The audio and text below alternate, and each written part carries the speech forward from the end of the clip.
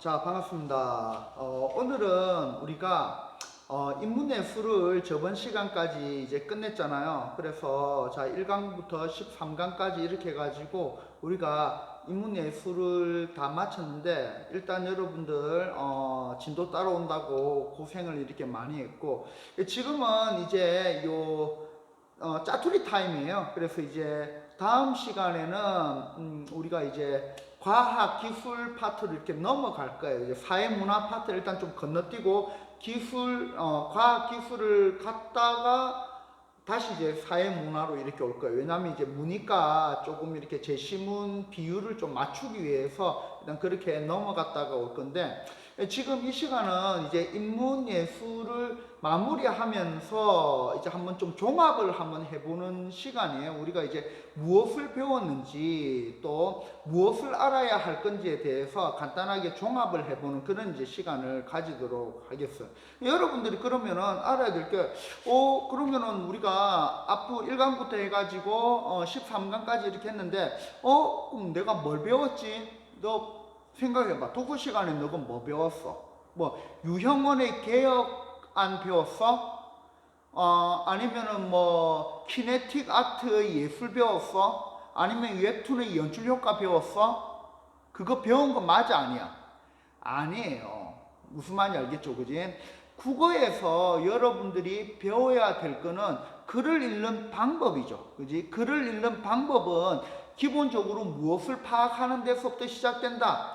구조를 파악을 하는 데서부터 시작이 된다라고 제가 맨 처음에 이제 오리엔테이션을 할 때 이야기를 했었어요. 여러분들 저번 주 금요일 날 모의고사 쳤어요. 비문학 봤죠?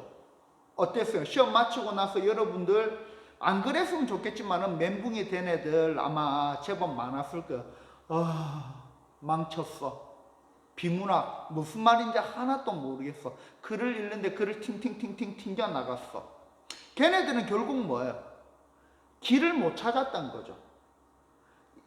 길을 못 찾았다라는 말은 앞에도 이야기했다시피 여러분들이 글의 구조를 제대로 못 따라간 거야. 이렇게.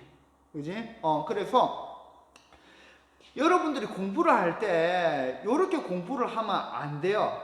우리가 이제 인문예술의 1강인 유형원의 개혁안이었었어요. 그지? 뭐 그 다음에 뭐 여러 가지 제재가 나왔었습니다. 뭐 헤라클레이토스와 언어도 이렇게 나왔었고, 신명론과 플라톤에 대한 글도 이렇게 나왔었고, 그 다음에 뭐 키네틱 아트에 대한 글도 있었고, 여러 가지 글이 이렇게 있었어요. 그런데 자, 플라톤의 신명론 요거 설 혹시 놓지 않을까? 이렇게 제재를 중심으로 해가지고 내용을 기억하는 거는 국어 공부가 맞다 아니다? 아니에요.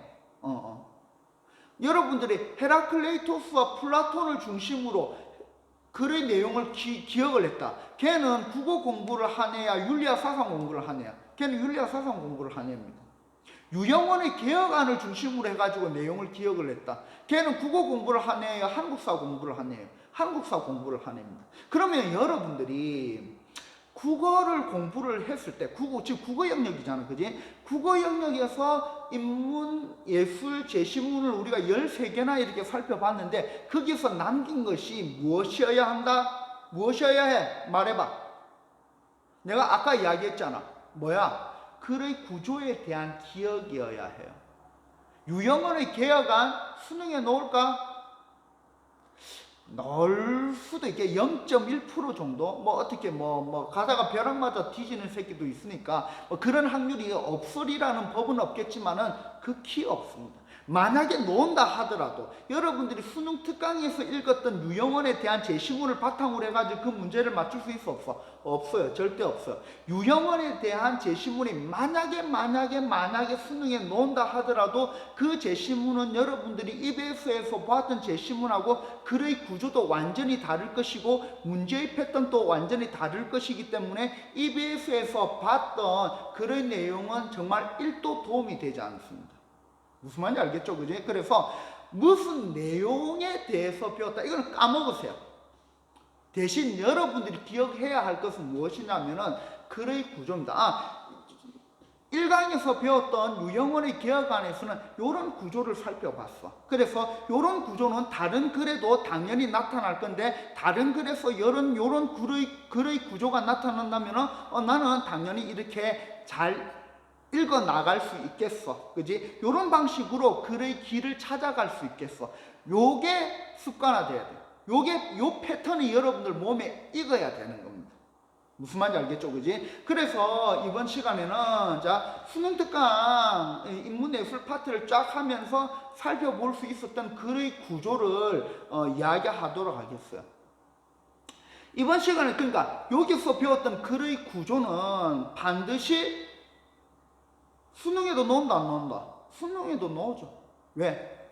그러니까 국어 영역에서, 독서 영역에서 묻는 거는 아까도 이야기했다시피 유형원이다, 헤라이클레이토스다, 뭐 키네틱 아트다라고 하는 그런 제재에 대한 물음을 묻는 게 아니에요. 거기에서 나왔던 글의 구조를 똑같이 내는 겁니다. 옷은 다른 애를 입히겠지. 내용은 다른 애를 입힐 거예요. 그렇지만 프레임은 우리 수능 특강에서 봤던 그 프레임이 그대로 적용이 될 겁니다. 무슨 말인지 알겠죠? 그지? 그렇기 때문에 자, 내용은 출제가 안 되겠지만은 지금 여기서 살펴봤던 글의 구조는 모의고사에서도 나올 거예요. 수능에서도 나올 것이고 중간고사에서도 나올 것이고 기말고사에서도 나올 겁니다. 왜? 이 글의 구조를 거치지 않고는 글이 만들어질 수가 없기 때문에. 무슨 말인지 알겠죠? 그지? 그 다음에 여러분들이 요 글을 읽는 패턴을 제대로 익히지 않고는 제대로 글을 읽을 수가 없기 때문입니다. 알겠죠? 그지? 그래서 여러분들이 이렇게 구조를 파악을 하면서 글을 나름대로 테크닉이지, 테크닉. 여러분 테크닉이라고 하는 말을 사실 좀 많이 좋아하더라고. 내가 수업하다가도 테크닉이라는 말이 너무 저기서 크크크크 웃어요. 왜? 이렇게 하면 뭐 테크닉 뭐 이러면서 그럼 왜 웃는지 모르겠는데 왜 웃는지 모르겠는데 여러분들이 글을 읽는 데는 엄연한 테크닉이 필요합니다. 그 우리가 테크닉이라고 하는 단어를 쓰지 않고 사실은 스트레이티지라 전략이라고 전략적으로 글을 읽는다라고 이렇게 이야기를 합니다. 무슨 말인지 알겠죠? 그지? 그러면은 자, 우리가 어떻게 전략적으로 글을 읽어갈 수 있는지 그런 전략에 해당하는 글의 구조, 패턴에는 어떤 것들이 있는지 일단 한번 살펴보도록 할게요. 자, 보자. 일단, 자, 맨 처음에 살펴볼 수 있는 글의 구조는, 자, 문제 해결 구조였어요. 그러니까, 요거는 뭐냐 하면은, 머릿말에서 요런 문제가 발생을 했는데, 그지? 요거를 어떻게 해결을 할 수 있다. 요렇게. 글의 첫 부분에 발생한 문제를 제시를 하고 그 다음에 그것의 해결 방안을 이렇게 뒤에 넣는 그런 문제 해결 구조죠. 요거 같은 경우는 특히 사회, 문화, 제시문에 굉장히 많이 나옵니다. 왜? 우리 사회에는 뭐가 많아? 코로나가 많아? 문제가 많아요. 문제가 항상 지금 사회라서 그런 것이 아니라 항상 인류가 살아왔던 사회는 항상 뭐가 있었어? 문제가 있었죠.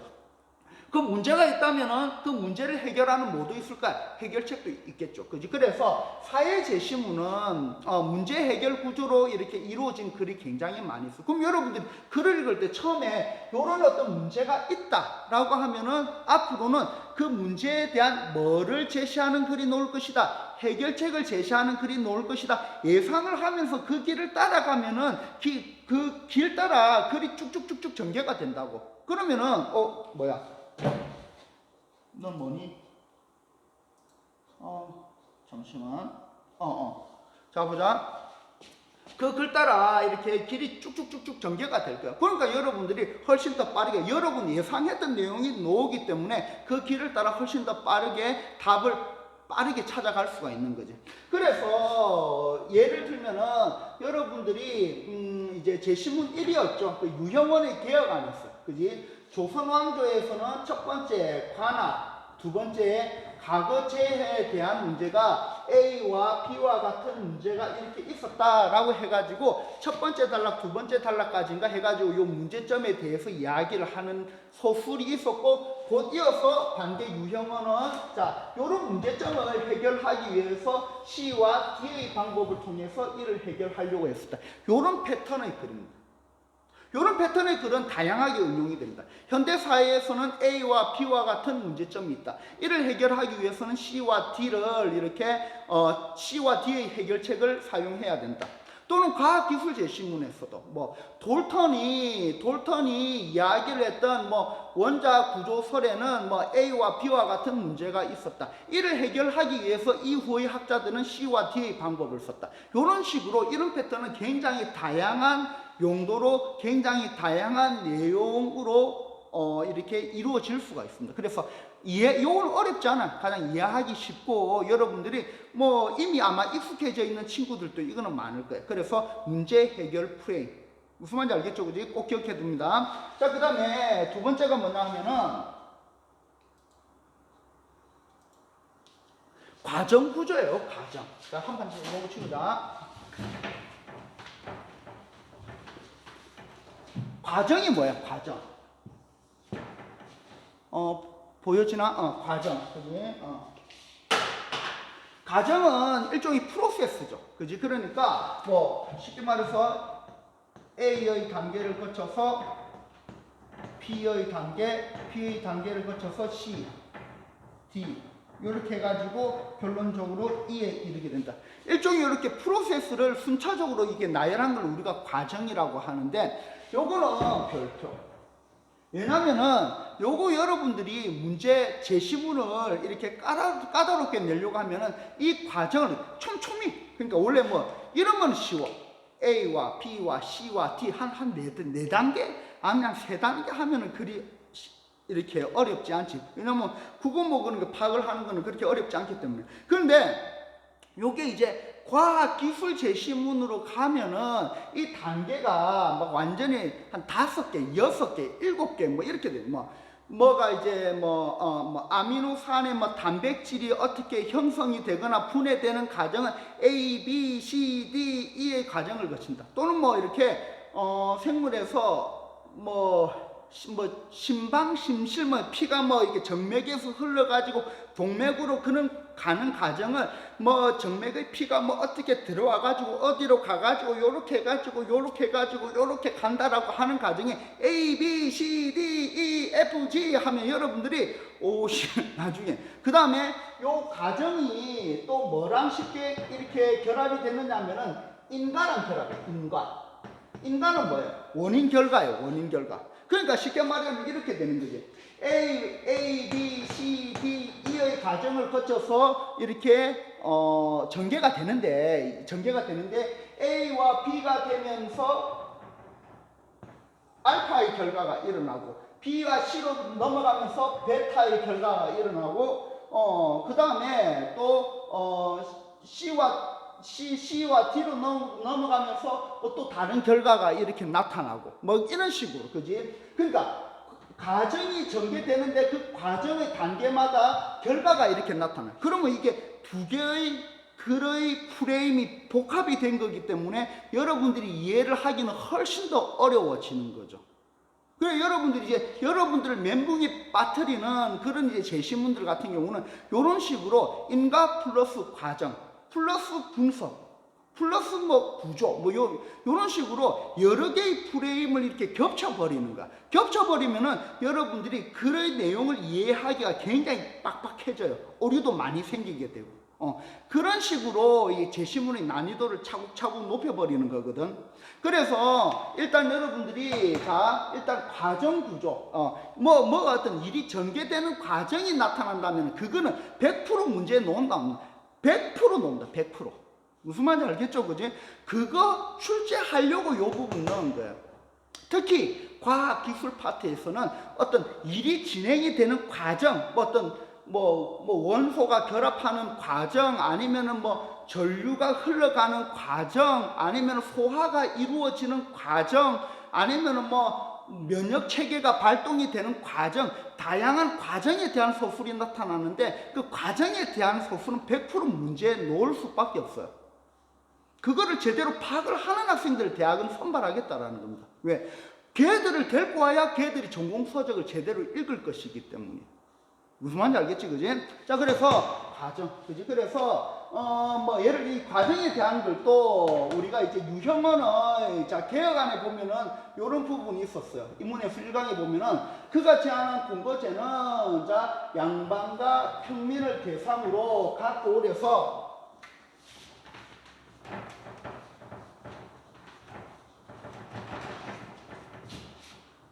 자율적으로 운영되는 이 숙을 거쳐서 그럼 이제 얘가 이제 공거제에서 관리를 양성시키기 위해서는 맨 처음에 이수, 그 다음에 서울에서는 방상, 그 다음에 사, 이게 이제 과정이죠. 그지? 관리가 되는 과정이야. 이숙을 거쳐서 그 다음에 방상에 가가지고 15살까지 공부를 하고 사학 가가지고 3년 공부를 하고 그 다음에 중학에 가가지고 다시 1년을 공부를 해요. 이게 뭐야? 서울에서 공부를 하는 과정이죠. 관리가 만들어지는 과정입니다. 그럼 몇 단계? 이숙, 방상, 사학, 중학 4단계. 자, 요걸로 끝나느냐면은 또 끝나지 않아요. 또 한 차원 더 넘어가죠. 자, 그 다음 지방에서는 이숙을 거쳐서 어디로 가야 돼? 향상으로 가요. 향상으로 가서 또 어디로 가야 돼? 읍학으로 가요. 읍학에서 또 어디로 가야 돼? 영학으로 가요. 영학에서 또 어디로 가야 돼? 체학으로 이렇게 가게 됩니다. 그러면은 자 얘 같은 경우도 하나, 둘, 셋, 넷, 그지? 4단계를 이렇게 거치게 되는가? 그러면은 이렇게 순차적으로 요거는 여러분들이 8단계를 총 기억을 해야 되는 거지, 그지? 이렇게 공거제에서 관리가 되기 위해서는 지방에서 4단계, 서울에서 4단계, 지방에서 4단계 이렇게 복합적인 과정 중심으로 해가지고 이루어지는 건데 여기에 대한 내용인 여러분들이 문제 보면 알겠지만 문제가 출제가 되어 있습니다. 과정이 나오는 파트는 100% 그 부분이 문제로 출제가 됩니다. 무슨 말인지 알겠죠? 그지? 요거는 모의고사에서도 그대로 적용될 것이고 수능에서도 그대로 적용될 것입니다. 알겠죠? 그지? 왜냐면 이거 말고는 문제 낼 게 없어. 알겠죠? 그지? 자, 그 다음에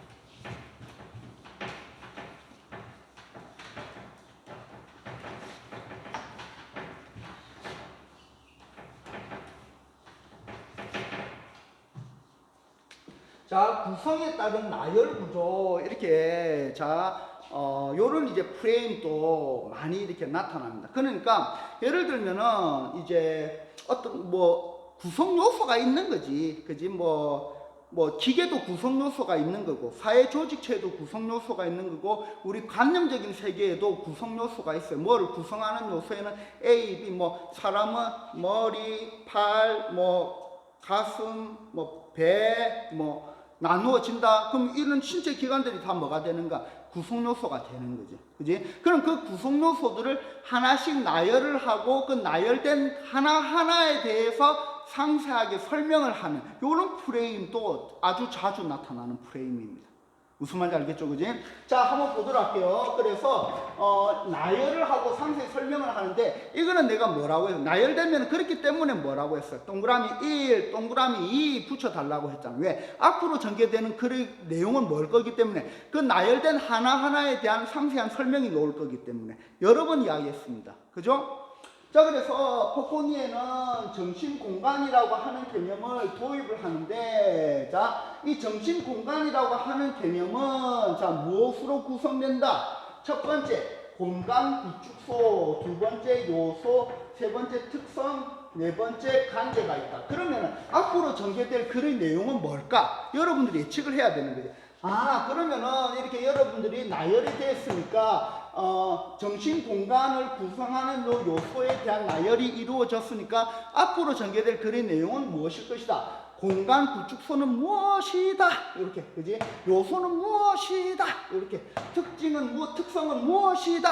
관계는 어떤 개념일 것이다. 이렇게 하나하나에 대해서 뭐 한 문단에 2개를 넣든지 한 문단에 하나씩 넣든지 해가지고 한 개념에 대해, 그러니까 요 나열된 개념 하나하나를 상세하게 설명하는 내용이 이어질 것이다라고 예측을 하면서 읽어야 되는 거예요. 알겠죠? 무슨 말인지 알겠죠? 그지? 자, 그 다음에 밑에 한번 또 내려가 보도록 할게요.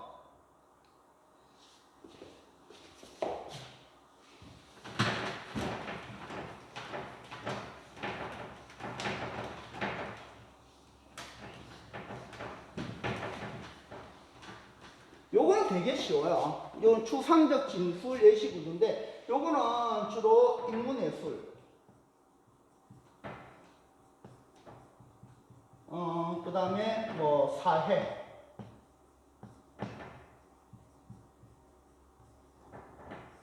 자, 요런 파트에서 이렇게 잘 나타납니다. 그지? 왜냐하면은 인문 분야도 그렇고 예술 분야도 그렇고 어째 되게 관념적이라든지 추상적인 데 대한 이야기를 할 때가 많아요.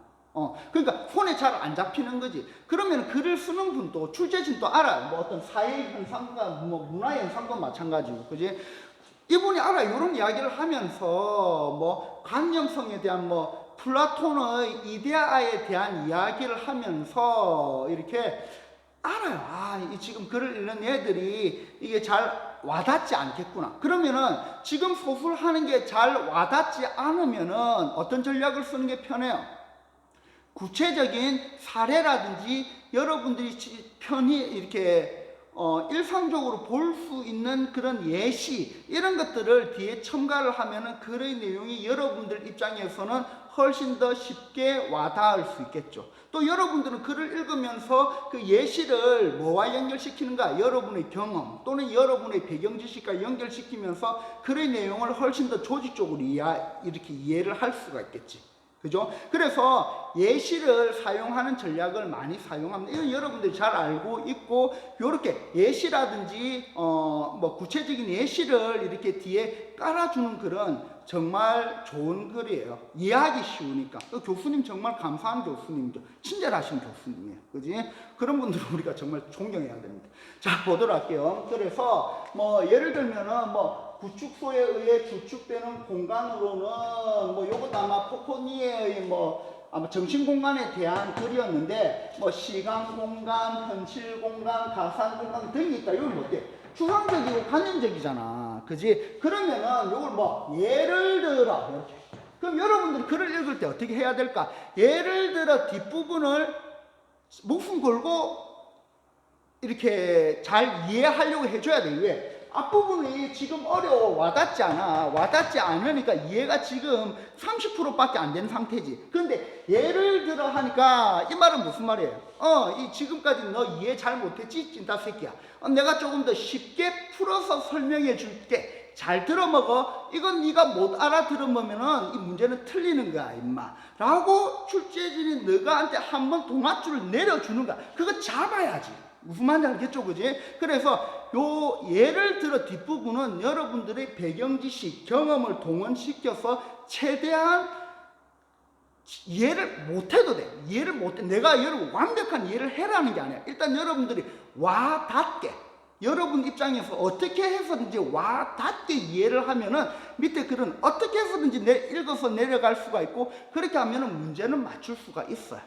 무슨 말이냐? 불안해하지 마세요. 이건 내가 제대로 이해한 게 맞을까 아닐까? 중요하지 않아. 여러분에게 와닿게 이해를 했으면 어떻게 해서든지 문제는 맞출 수 있습니다. 그냥 그 논리대로 가는 거기 때문에. 사실을 제대로 이해를 했느냐요? 그 사실을 묻는 것도 이렇게 있지만은 그것보다는 이 글에서 제시되는 논리를 너가 제대로 따라갔느냐 안 따라갔느냐가 제일 큰 조건이 되기 때문에 확신을 가지세요. 여러분들은 잘 하고 있어요. 무슨 말인지 알겠죠, 그지? 그래서 이렇게 뭐 이런 공간들이 있다. 예를 들면은 자 초등학교 때 오늘 이거 뭐야? 시간을 나타내는 거야. 초등학교면 너가 초딩 때니까 롱롱 이어져 오고 시간을 이야기하는 거잖아, 그지? 오늘 시간을 이야기하는 거, 이게 시간 공간. 그럼 시간 공간은 뭐야? 시간이구나, 시간. 그지? 뭐 이렇게 어제 오늘 내일 이런 시간을 이야기하는 거고, 학교 공간이잖아, 집 공간이잖아. 이렇게 여러분의 어떤 경험에서 찾아볼 수 있는 이런 것들을 이렇게 예로 이렇게 들어준단 말이에요. 그럼 여러분들이 경험을 활용을 해가지고 이런 것들을 와닿는 개념으로 녹화되는 거 맞지? 와닿는 개념으로 이렇게 받아들여줘야 돼요. 무슨 말인지 알겠죠, 그지? 자, 그래서 이런 건 현실 공간, 그리고 공간 구축소에 의해 구축되는 공간 중에서 영화에서, 꿈에서 이런 것들은 보자.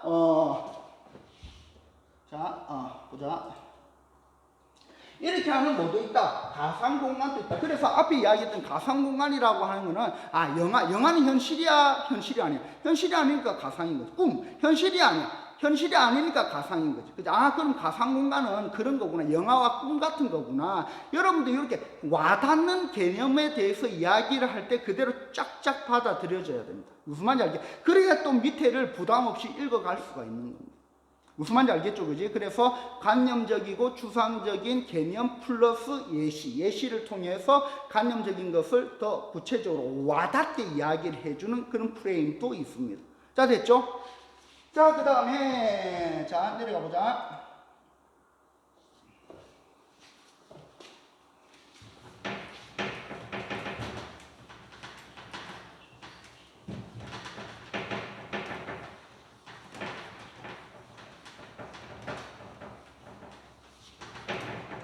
자, 핵심 개념은 이제 그 제시문의 주제어가 되겠죠. 그지?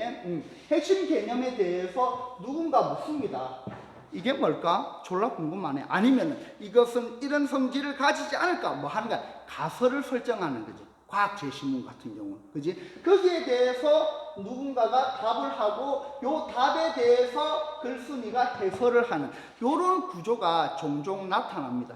무슨 말인지 알겠죠? 그지? 그래서 누군가가 물으면은 여러분들 어떻게 예측을 해야 된다? 누군가가 답을 하겠구나. 그 다음에 이 답에 대해서 필자가 해설을 하겠구나. 필자의 해설은 모든 글에는 사실 나타나지 않습니다. 그러니까 이 대답이 쉬운 경우에 누군가가 대답을 했는데 그 대답이 쉬운 경우에는 필자가 굳이 해설을 하지 않고 바로 다음으로 넘어가는 글도 많이 있어요. 무슨 말인지 알겠죠? 그지? 근데 일반적인 패턴은 자, 누군가가 제시문에 대해서 이런 물음을 던졌다. 그러면 그 물음에 대해서 제시한 사람이 이렇게 답을 했다든지 아니면 다른 사람이 답을 했다든지 그 답이 나타나 있고 그 답이라고 하는 것은 이런 의미다. 필자가 밑에 설명을 해주는 이런 프레임도 종종 나타납니다. 알겠죠? 그지? 자, 그래서 요 부분 이제 헤라클레이토스와 언론의 물방울이 같지 않다라는 것을 확실해도 왜 같은 강이라고 하는 말을 사용하면 안 되는가? 뭐예요? 물음이죠, 물음. 졸라 궁금하네. 물었어요. 자, 어제 걷는 강과 오늘 걷는 강은 어떻게 묘사되느냐에서만 다르지 강 자체가 다른 것은 아니지 않은가? 이렇게 역시 물음을 던지고 있는 거죠. 물음을 던졌으면 뒤에는 반드시 뭐가 나올 것이다? 그 물음에 대한 답이 나올 것이에요. 답이 나올 어떻게? 헤라클레이토스는 답을 하는 겁니다. 모든 것은 끊임없이 변한다고 동일하게 유지되는 것은 아무것도 없다라고 말했다. 그래서 물음을 던지고 여기에 대한 답을 이렇게 헤라클레이토스가 자기가 묻고 자기가 답을 한 겁니다. 무슨 말인지 알겠죠? 그지? 그 다음에 여기에 대해서 필자가 이렇게 해설을 다는 거죠. 이게 그러니까 다 헤라클레이토스가 답은 모든 것은 끊임없이 변하기 때문에 동일하게 유지되는 것은 아무것도 없다라고 말했다라고 답을 달았지만은 이게 읽는 사람들 입장에서는 답도 제대로 이해가 되지 않는 거지. 그렇게 하니까 필자가 다시 한 번 더 해설을 해주는 거예요. 그래서 요렇게 보자. 어딨노? 강물은 물론이고 뭐 동일한 물방울이 차 있다고 생각되는 연못도 시간이 지나면은 동일하지 않다라는 것이다. 이렇게 필자가 해설을 달아주는 겁니다. 이런 식의 프레임 여러분들 익숙해져야 됩니다. 물었으면 뭐 답을 하고 그 답을 달았으면 필자가 여기에 대한 어떤 해설을 해주겠구나. 이렇게 이 프레임을 알면 여러분들이 앞으로 놓을 글의 내용을 예측을 할 수가 있는 거고 글의 내용을 예측을 했을 때 여러분들이 길을 훨씬 더 빠르게 정확하게 찾아갈 수가 있는 거야. 말했죠? 비문학은 뭐 길찾기 게임입니다. 길찾기 게임. 제시문은 미로입니다. 미로. 그지? 여기저기에 답의 근거가 있는데 그 답의 근거를 정확하고 빠르게 찾아가는 미로 찾기 게임인데 그 미로에 대한 힌트는 어디에서 주어진다? 글의 구조에서 주어집니다. 그래서 여러분들이 많은 구조의 패러다임, 그지? 구조의 프레임을 여러분들이 많이 이렇게 익히고 감으로 알고 있어야 돼요. 그렇게 하기 위해서는 어떻게? 이런 구조의 글을 반복해서 많이 읽어보고 관련된 문제를 계속해서 풀어줘야 되는 겁니다. 그런 글들이 어디에 있는데? 기출문제죠, 기출문제. 그지? 자, 또 한 번 더 올려보자.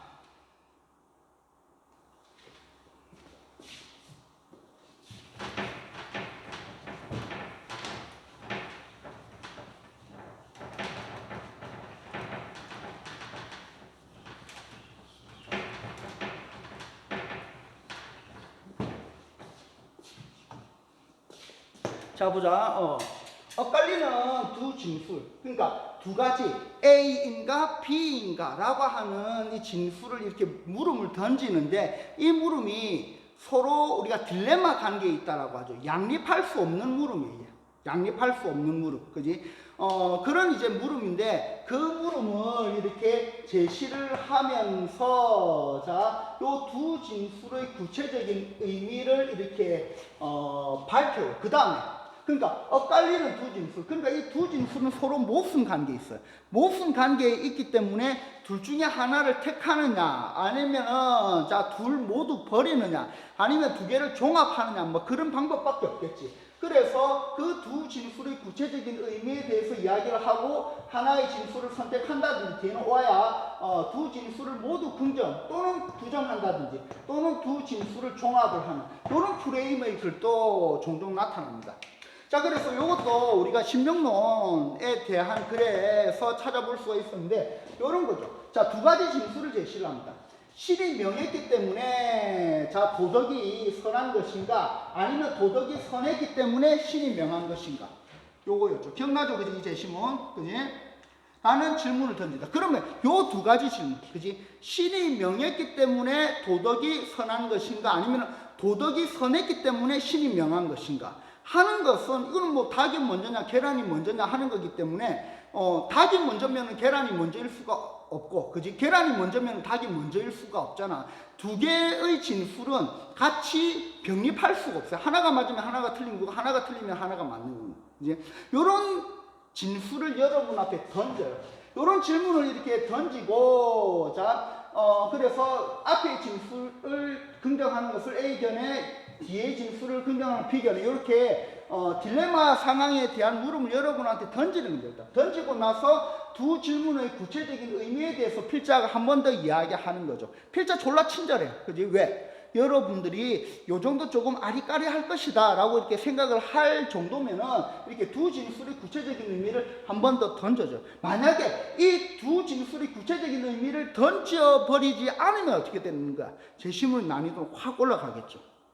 무슨 말이냐? 그런 식으로 제시문의 난이도를 올릴 수도 있습니다. 근데 이제 필자가 개입을 해가지고 뭐 진술의 구체적인 의미를 여러분한테 이야기를 해주면은 그나마 좀 이해를 할 수 있는 글인 거예요.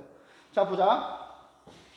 그래서 구체적인 의미를 이렇게 이야기를 하는데, 단판 치우자.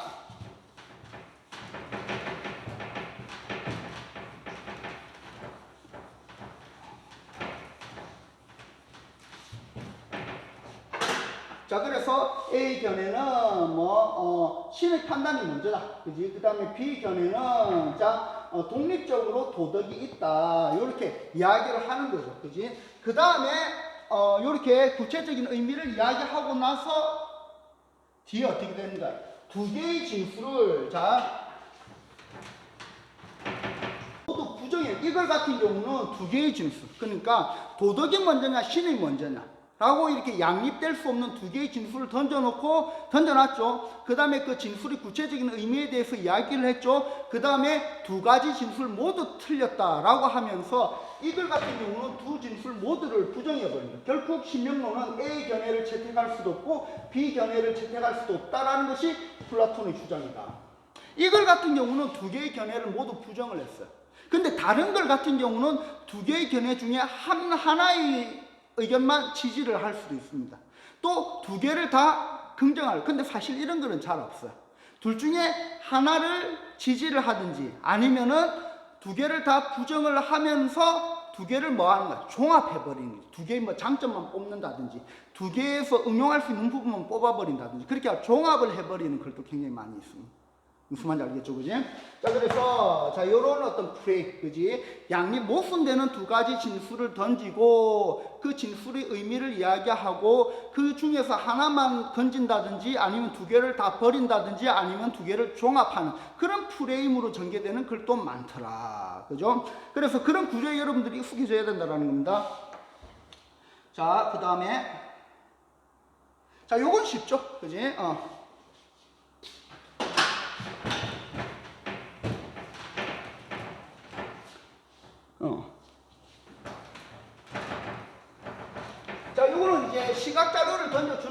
요건 이제 웹툰 관련 글이었죠. 웹툰 관련 글이기 때문에 이거는 쉬웠어요. 그런데 시각 자료가 이렇게 쉽게만 나오지 않습니다. 여러분들이 이제 과학기술 제시문 같은 거 보면 안 미치죠. 그지? 뭐 어떤 세포 단면도를 뭐 그려 놓는다든지, 아니면 뭐 유전자 구조도를 그려 놓는다든지, 전기 회로도를 그려 놓는다든지, 그 다음에 뭐 원자 구조, 원자 뭐 결합 NH 수리 이런 NH 농협 아니야? 그죠? 어쨌든 뭐 이렇게 분자 구조도를 뭐 플러스 뭐는 뭐가 되는데 그 분자 구조도를 막 이렇게 그려 놓는다든지, 다양한 이제 시각 자료를 이렇게 제시를 해요. 시각 자료를 이렇게 주면은, 자, 이렇게 뭐 요걸 같은 경우는 이렇게 그림 1에서처럼, 그지? 뭐 이렇게 아까 요 그림, 그럼 여러분들이 어떻게 해야 돼? 그림을 보면서 글을 같이 읽어줘야 되는 거죠. 그지? 그림을 보면서 글을 같이 읽어주면은, 아, 이렇구나, 이렇게 쉽게 이해를 할 수가 있습니다. 그런데 이게 과학기술 제시문 같은 경우는 모든 요 도식의 내용이 이렇게 제시문에 제시가 되느냐면 꼭 그런 거는 아닙니다. 어디에 있는 경우도 있느냐면은 문제의 보기에 그림이 있는 경우도 있어요. 그러니까 여러분들이 뭐 제시문 있잖아. 뭐 어떤 전구의 구조에 대한 제시문이 나와서 전구의 구조에 대해서 막 이렇게 설명을 해. 근데 그림이 없어. 어이 졸라 불친절한 새끼, 그림 어디 있어? 라고 이렇게 하면은, 자, 어디를 보면 된다? 뒤에 문제 있는데 문제의 보기에 보면은 그 전구 구조도가 그렇게 있어. 왜냐하면 그 부분은 문제로 낼 수밖에 없기 때문에 그림을 첨가를 해갖고 문제를 냅니다. 그래서 이렇게 여러분들이 딱 봤을 때 무언가를 묘사한 글이에요. 그러면 이건 그림이 필요해. 그런데 제시문에 그림이 없으면은 문제의 보기에 반드시 그림이 있습니다. 무슨 말인지 알겠죠? 만약에 거기 그림이 없으면 졸라 어려운 문제죠. 그지? 난이도를 확 올려버리는 거예요. 일부러 불친절하게 글을 써가지고 난이도를 이렇게 올려버리는 유형의 글이기 때문에 그거는 어쩔 수 없이 잘 읽어야지. 그지? 아까 이야기했던 과정, 그지? 인과 이런 거 이제 딱딱딱 따지면서 분석적으로 글을 읽어줘야 되는 거예요. 자, 그 다음에 자, 이제 비교되죠. 그지? 그래서 요것도 우리가 많이 살펴본 패턴의 글입니다. 일단 어떤 개념을 제시를 합니다. 비교를 하거나 대조를 하는 거죠. 뭐 이렇게 엄밀하게 말하면 비교는 뭐예요? A와 B의 공통점에 대한 이야기하는 거예요. 저와 누구를 비교하지? 소지섭을 비교하면은 어떤 공통점이 있어요? 없지. 남자라는 공통점이 있네. 그치? 그럼 소지섭과 한상균은 남자다. 비교한 거죠. 무슨 말인지 알겠죠? 그지? 자, 그 다음에 걔는 키가 크고 한상균은 키가 작다. 걔는 눈, 코, 입이 명확한데 한상균은 명확하지 않다. 그지? 걔는 얼굴이 조각 같은데 한상균은 자연 발생적인 것 같다. 이거 다 뭐예요? 대조죠, 대조. 차이점에 대해서 이야기한 거니까. 그지? 그래서 두 가지 사물에 대해서 공통점 또는 차이점을 이야기하는 그런 글의 전개도 굉장히 많이 나타나더라. 그지? 이런 대표적인 예시를 우리가 어디서 살펴볼 수 있었어? 영화의 내러티브 양식에서 살펴볼 수 있었는데, 자, 크게 할리우드는 그럼 동그라미 1, 대안적 내러티브 양식으로 구분할 수 있다. 그럼 앞으로 전개될 글의 내용은, 자, 뭐야? 할리우드 내러티브 양식에 대해서 이야기를 하고, 대안적 내러티브 양식에 대해서 이야기를 하지. 이거는 나열이야. 그지? 나열을 하면서 둘의 뭐를 부과시켜? 차이점을 부각시켰죠. 그지? 그래서 할리우드 내러티브 양식은 뭐였다? 대중적인 영화였다. 그지? 그 다음에 대안적 내러티브 양식은 뭐였다? 예술적인 영화였다. 이렇게 차이점을 부각시키면서 나열됐던 겁니다. 그럼 뭐야? 개념을 제시하면서 비교되죠. 그지? 요즘은 옛날에는 공통점은 비교, 그 다음에 차이점은 대조 이렇게 엄격히 구분을 했는데 요즘은 공통점 차이점을 합해가지고 그냥 비교, 대조 이렇게 이야기를 합니다. 무슨 말인지 알겠죠? 그지? 이런 어떤 구조의 프레임도 자주 나타나기 때문에 여러분들이 익숙해져야 한다. 자, 그 다음에 이제 마지막인 것 같은데, 시간의 흐름에 따라 이거 중요하죠. 많이 나타납니다. 이거 뭐 인문, 사회, 과학, 뭐 예술 뭐 따질 거 없이 이거 많이 나타납니다. 그래서 아마 수능에 아마 나왔던 제시문이었던 것 같아요. 뭐 이제 칼로릭 이론에 대한 제시문이 있었어요. 그래서 이렇게 열량에 대한 개념을 이야기를 하는데 이 칼로릭 이론에 대해서 맨 처음에 이야기를 하는 애는 누구였는데 그 뒤에 또 학자가 또 나왔어. 그지? 그러면 그만큼 시간이 지나면서 다른 이론이 또 나온 거죠. 그지? 그래서 얘는 이거 틀렸어 라고 이야기를 했고, 그래서 이론이 바뀌게 되고, 그 다음에 또 학자가 또 나왔어. 시간이 또 그만큼 흐른 거지. 그지? 그리고 요거 또 아닌데 해가지고 그게 또 부정이 되고, 그 다음에 또 다른 학자가 나와가지고 니도 틀렸고 어떻게 보면 맨 처음에 이야기했던 애가 맞는 것 같은데 해가지고 걔 의견이 약간 지지를 받고, 이런 식으로. 이거는 뭐야? 시간이 지남에 따라서 특정 이론이 어떻게 변화하는지 나타나 있는 거잖아. 그지? 요런 시간의 흐름에 따른 변화도 대표적인 글의 전개 방법이에요. 글의 대표적인 프레임입니다. 이걸 우리가 다른 말로 뭐라고 부르냐면은 통시적 구성이라고 합니다. 우리가 어떤 뭐 변천 과정 이런 어떤 용어를 많이 쓰잖아. 뭐가 변화해 간, 시간의 흐름에 따라서 무언가가 변화해 가는 과정, 또는 뭐의 어떤 변화가 나타나 있을 때, 그지? 이런 걸 우리가 통시적 구성이라고 하는데, 통시적 구성도 글을 전개시키는 가장 대표적인 프레임 중에 하나입니다. 그래서 이런 거는 우리가 키네틱 아트에 대한 제시문에서 1만 년 전 원시인들이 알타미라 동굴 벽화에 뭐를 표현하려고 했다? 멧돼지를 통해서 움직임을 표현하려고 했는데, 그 다음에 시간이 흘러서 그 다음에 1910년이 되니까 어떤 애들, 미래파 애들이 움직임을 표현을 하려고 했는데 이게 한계가 있었어. 그렇게 해가지고 마지막에 아예 움직이는 작품을 만든 애들이 있었지. 걔들이 누구야? 다름 아닌 키네틱 아트, 그지? 그래서 왜 이게 동그라미가 바뀌었지? 내가 왜 이걸 내렸지? 자, 보자. 그래서,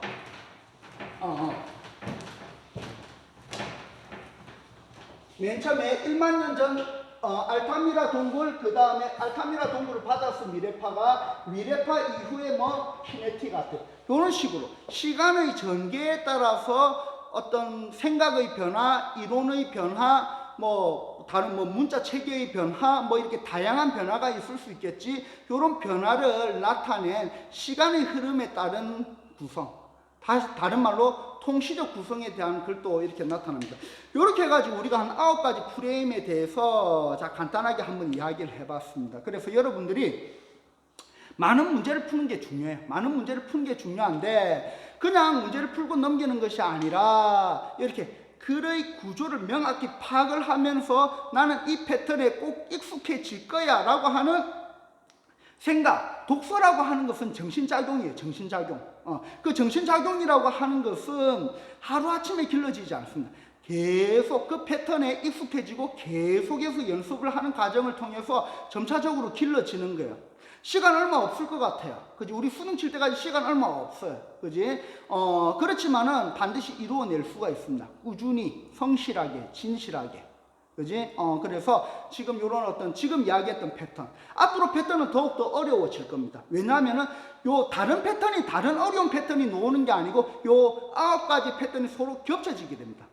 그래서 인가 플러스 과정. 그 다음에 그 과정이 시간의 흐름에 따라서 또 바뀌어. 이런 식으로 몇 가지 프레임이 겹쳐지면서 난이도는 확 올라가게 되거든. 그 다음에 또 난이도를 올리는 다른 방법이 뭐였어? 아까 보면 필자가 개입을 해가지고 요 개념의 물음에 대한 이렇게 해설을 해주는 부분이 있었잖아. 그 해설을 필자가 개입을 해갖고 해설을 해주는 그 파트를 없애버리면은 글의 난이도는 또 확 올라가게 됩니다. 이런 식으로 글의 난이도를 올리게 되는데, 여러분들 졸라 어려워 하지 말고 이게 왜 어려웠는지 이런 식으로 패턴을 분석을 하고 구조를 분석을 하고 그 구조와 패턴에 익숙해지는 그런 훈련을 해야 돼요.